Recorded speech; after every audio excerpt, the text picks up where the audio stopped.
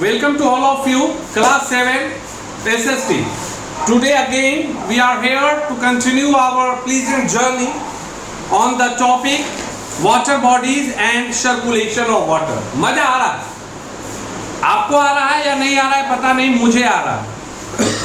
And the reason is very clear that I am discussing each and every fact by the bottom of my heart. I am not simply wasting my time.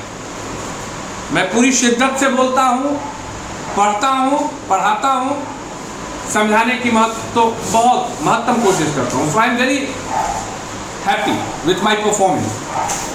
After having lot of discussion, we completed the discussion over waves. Waves की चर्चा हुई थी, waves के ही स्वरूप tsunami की चर्चा हुई थी, सुनामी की भयावहता की चर्चा हुई थी. So today I am here to discuss about tides.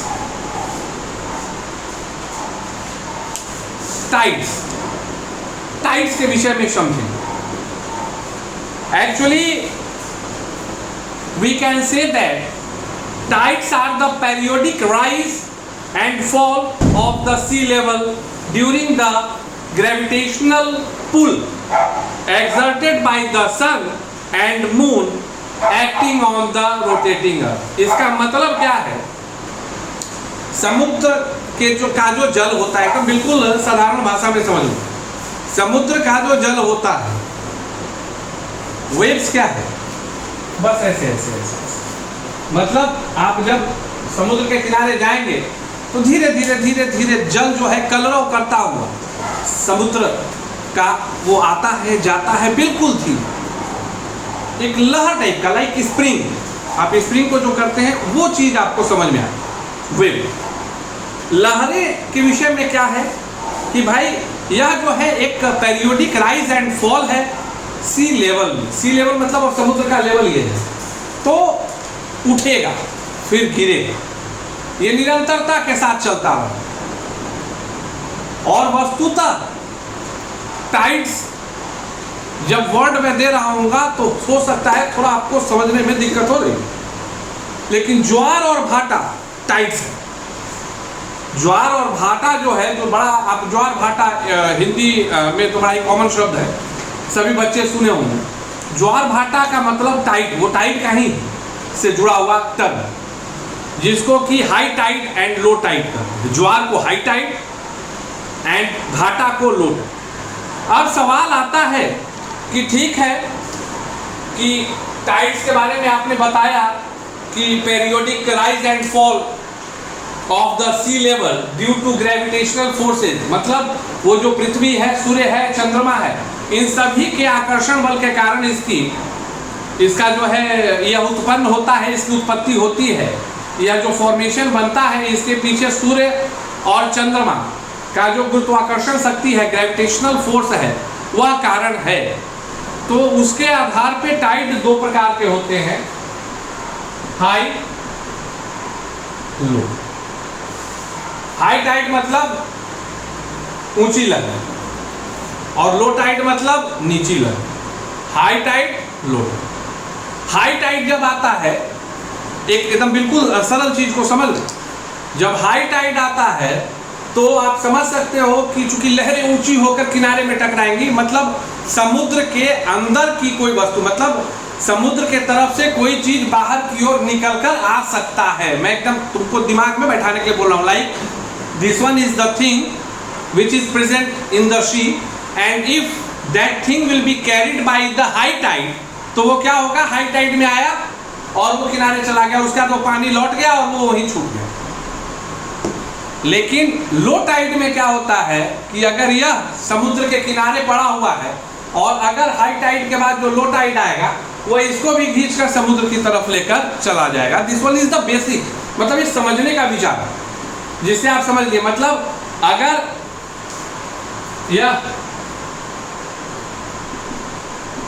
यह सी है, ये ग्राउंड है, तो अगर हाई टाइड आता है तो चीजें बाहर की ओर आएंगी, और अगर लो टाइड आया तो यहां से जो चीज है वो अगर लो टाइड के प्रभाव में पड़ा और यहां तक जल पहुंचा हुआ है, लो टाइड हुआ, ये वापस आ गया समुद्र के तरफ, तो यहां से वो चीज वापस समुद्र में आ जाएगा। This one is a very simple concept, what you have to keep it in your mind, what you have to keep it in your mind. बेहद ही आसानी के साथ, इसमें कोई फिजिक्स या कोई बहुत ज्यादा मतलब दिमाग लगाने की आवश्यकता नहीं। अब सवाल आता है कि हाई टाइड क्यों और लो टाइड कैसे, हाउ। तो एक चीज याद रखो, कुछ दिमाग में याद नहीं रखने का है, एक चीज याद रखो, कुछ दिमाग में याद नहीं रखने का है। सन, मून, अर्थ, अगर यह एक लाइन में है, अगर यह एक लाइन में है तो यह जो अर्थ है इसका जो ओशियन वाला पार्ट है यहां क्या उत्पन्न होगा, हाई टाइड। एकदम इससे तो आसानी से तुमको कोई याद दिला ही नहीं सकता है कि अगर सूर्य, चंद्रमा और धरती तीनों एक लाइन में है, in a same line, if all of them lies in a same line, तो सूर्य और चंद्रमा दोनों के द्वारा मिलकर खींचा जाएगा। मतलब the gravitational power of sun will act on the earth as well as the gravitational power of the moon act on the earth। कहीं कोई काट नहीं है इस दोनों में, जिसके कारण कि जो टोटल ग्रेविटेशनल पावर होगा, टोटल ग्रेविटेशनल जो पावर होगा वह जो है इस पर इसके जो वाटर को लेवल है थोड़ा उठाता है, and that is known as high tide. लेकिन इसका मतलब क्या हो गया कि आई एम टॉकिंग अबाउट, इसको और कॉन्सेप्चुअली अगर समझा जाए कि इफ सन, और अगर अब अर्थ के इधर मून है तो उसको कहेंगे न्यू मून, और अर्थ के इधर भी तो मून हो सकता है, ये भी तो सेम लाइन है। अब मैं गलत बोल रहा हूं? अब एक नॉर्मल सा चीज को बड़ा आसानी से समझो कि मैंने कहा कि sun, moon, earth lies in same line, तो यही एक कॉन्सेप्ट थोड़ी है, एक ये भी तो हो सकता है सन, अर्थ, मून, ये भी तो एक ही रेखा में है। एक में क्या हो गया कि मून जो है सन और अर्थ के बीच में है, और एक क्या है कि सन और मून के बीच में अर्थ है कि नहीं? Am I correct or not? You will tell it to me. Yes, I am completely correct. So in both conditions high tide comes. क्यों? चूंकि इसमें कोई मतलब इनका इंटरफियरेंस नहीं होता है। एंड इसका बिल्कुल दूसरा सरल उदाहरण जो आपको याद रखना है हाफ मून के लिए, कि अगर यह सन है, यह अर्थ है और मून यहां है, क्योंकि अगर यह अर्थ और मून का जो ऑर्बिट है, तो अगर मून यहां हो सकता है, यहां हो सकता है, तो मून यहां और यहां भी तो हो सकता है। तो बोलोगे कि हाँ सर हो सकता है, तो अभी बस मैं वही प्रक्रिया लिया कि जिसमें मून यहां है। मतलब मैं कहना चाह रहा हूं कि एक लाइन में ये मून 1 है और मून 2 मान लो, कि मेरा कहना है कि ये अर्थ के लिए मून और अर्थ, सन का जो पोजीशन है वो परपेंडिकुलर है। Am I correct? मेरे इस तस्वीर में आप जो देख रहे हैं वो क्या है कि सन और ये मून, या इधर तो परपेंडिकुलर, ये सन मून इधर, तो क्या ये परपेंडिकुलर। वैसे परिस्थिति में क्या होता है कि ये दोनों का जो ग्रेविटेशनल फोर्स है वो डायगोनली वर्क करता है, जो वीक होता है और जिसके कारण की लो टाइड आता है, जिसके कारण की लो टाइड आता है। अब सवाल है कितना आसानी से हाई टाइड भी समझे, लो टाइड भी समझे। मतलब when the sun and moon will perpendicular to each other, मतलब जो अट्रैक्शन लाइन है, ग्रेविटेशनल लाइन परपेंडिकुलर है, तो वो लो टाइड हो गया।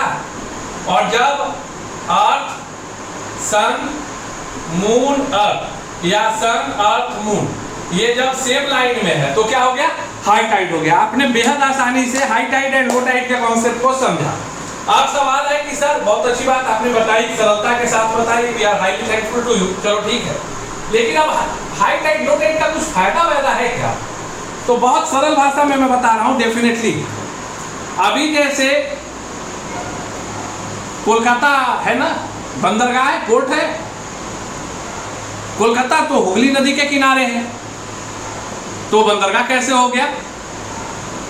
अब समझो, वो बे ऑफ बंगाल में हुगली नदी मिलती है, कलकत्ता वहीं बसा हुआ है, नजदीक है, बेहद नजदीक है। तो सागर की सीमा में जो जहाज आता है वो आ गया, अब वहां से वह आगे नहीं बढ़ता है। तो जब हाई टाइड आता है, एक बड़ा उदाहरण दिखा रहे हैं, लाइक मान लो कि यह बे ऑफ बंगाल, ठीक है, बे ऑफ बंगाल, यहाँ पे हुगली, ये हुगली नदी है जो आके मिली, और यहाँ कलकत्ता है।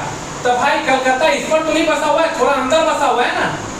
तो यहाँ जब हाई टाइड आता है तो क्या हुआ, पानी का लहर ऊंचा हुआ, तो क्या हुआ, जहाज जो है अपने आप बढ़ के अंदर की ओर आ जाता है, कोलकाता पोर्ट पर आ जाता है। This one is the fact what you have to keep it in your mind. This one is the value and importance of high tide. High tide की विशेषता है, मतलब हाई टाइड का ही लाभ उठा के पनामा जो कैनल है वह वर्क करता है। मतलब जब सागर की लहरें उठती हैं उस वक्त का इंतजार किया जाता है जब उठी। हाँ, ये चीज अलग बात है कि बड़ा जो है वो पूर्णिमा और अमावस्या के दिन हम खोजेंगे, लेकिन ज्वार और भाटा जो है प्रत्येक दिन आता है। ज्वार और भाटा जो है वह क्या होता है, प्रत्येक दिन आता है। इसको आपको याद रखने का जरूरत है, प्रत्येक दिन। अब सवाल आपको मैं दे रहा हूं कि कितना बार हाई टाइड आता है इन 24 आवर, कितना बार लो टाइड आता है, पता कीजिएगा, मुझको बताइएगा। WhatsApp on 7654709694 your institution. तो these are the support of high tide. और जब हाई टाइड रहता है तो थोड़ा सा ये कहा जाता है कि भाई थोड़ा समुद्र में बच के जाना।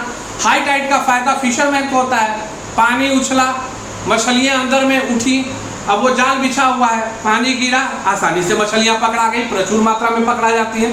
सो these are the benefits of high tide, what we have to keep it in your mind. In my next session we will start discussion over ocean current. Thank you, have a great day.